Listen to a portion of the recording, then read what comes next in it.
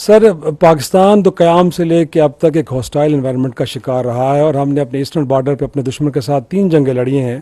اور western border سے بھی ٹیررزم کا اتنا بڑا اب خطرہ درپیش ہے، تو اس کو لے کے ہم نے دیکھا ہے کہ مسلح فوج کیونکہ فرسٹ ڈیفنس لائن کے طور پہ کام کرتی ہے، تو اس سے جو جتنی بھی انسٹالیشنز ہیں ان کی ایک خصوصی نگرانی، ان کی سیکورٹی حصار ہوتا ہے۔ بٹ 9 مئی کے دن جو ہم نے دیکھا ہے، گویا کہ لوگوں کو آزادی تھی وہ جی ایچ کیو آ کے حملہ کریں، وہ کور کمانڈر ہاؤس میں گھس جائیں، تو وہ جو سیکورٹی کی جو لیئرز تھی وہ کیوں ایبسنٹ تھی؟ اب میرے سے جو کوئی 3 سوال سر ایک یہ ہیں، ایک تو یہ ہے کہ آپ نے اس کو لے کے نہ تو کوئی ایکشنز پہ آیا، نہ اس کے اوپر کوئی ایکشن لیا گیا، پھر بار بار ہمیں بتایا جا رہا ہے کہ بڑی منصوبہ بندی کے ساتھ یہ سب کچھ کیا گیا ہے، لیکن 9 مئی سے لے کے آج تک نہ تو ہمیں مرکزی منصوبہ ساز کے بارے میں بتایا گیا، اور نہ ہم سے لگتا ہے کہ اب تک گرفتار کیا گیا ہے، اگرچہ سیکنڈری جو رولز ہیں ان کو تو آپ سزائیں بھی دے چکے ہیں۔ اور ایک ایسا شخص کہ جو مسلح افواج کے سسٹم کے اندر اتنا پینیٹریٹ کر گیا کہ اس نے lieutenant general, major general, brigadier rank کے لوگوں کو انفلوئنس کیا ہے، آج تک ہم اس کا نام نہیں جانتے۔ اور تیسری بات سر یہ ہے کہ کہا یہ جا رہا ہے کہ ایک مخصوص جماعت سے لوگ اب اس جہاز سے نیچے اتر رہے ہیں،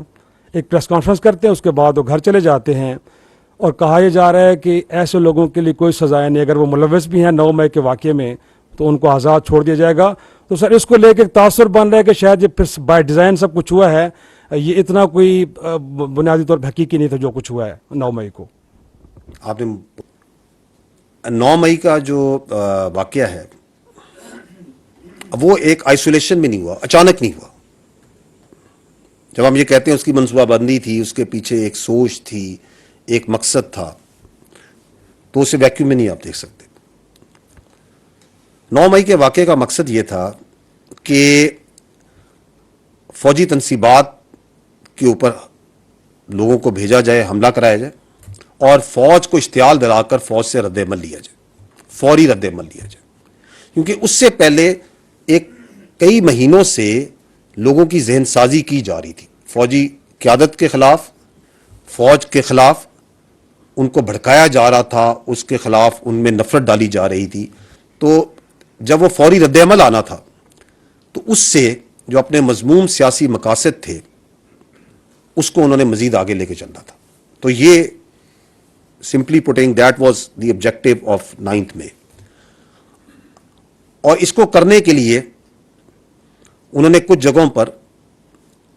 خواتین کو بھی منصوبہ بندی کے تحت ڈھال کے طور پہ آگے رکھا، اور یہ کوئی بھی توقع نہیں کرتا تھا، کوئی توقع نہیں کرتا تھا کہ ایک سیاسی پارٹی اپنے ہی ملک میں اپنی ہی فوج پہ حملہ آور ہو جائے گی۔ لیکن جب یہ واقعہ ہوا تو فوج نے اس گھنونی سازش کو ناکام بنایا۔ اگر وہ فوری رد عمل، وہ جو جس طرح کا رد عمل وہ چاہتے تھے دیا جاتا، پھر تو ان کی سازش کامیاب ہو جاتی، اس کو ناکام بنایا۔ تاہم یہ ضروری تھا کہ جو گیرزنز ہیں، جو فوجی تنصیبات ہیں، جی ایچ کیو، جناح ہاؤس وغیرہ، ان کے جو تقدس کی، سیکیورٹی کی جہاں پہ کوئی کمی ہوئی ہے یا اس کو برقرار نہیں رکھ سکے، اس میں اگر کوئی غیر ارادی کوتاہی یا غفلت ہوئی ہے تو اس کا تعین کیا جائے، اور غفلت، نقصانات اور اس کی وجوہات جانچنے کے لیے فوج میں ایک ٹائم ٹیسٹڈ خود احتسابی کا جو ایک سسٹم ہے وہ نافذ العمل ہے، جس کے تحت جیسے میں نے آپ کو پہلے عرض کی کہ امیڈیٹلی آفٹر 9 میں 2 ادارہ جاتی انکوائریز میجر جنرل عہدے کے افسران کے نیچے قائم کی گئیں، جنہوں نے تمام شواہد کو بڑی ڈیٹیل میں دیکھا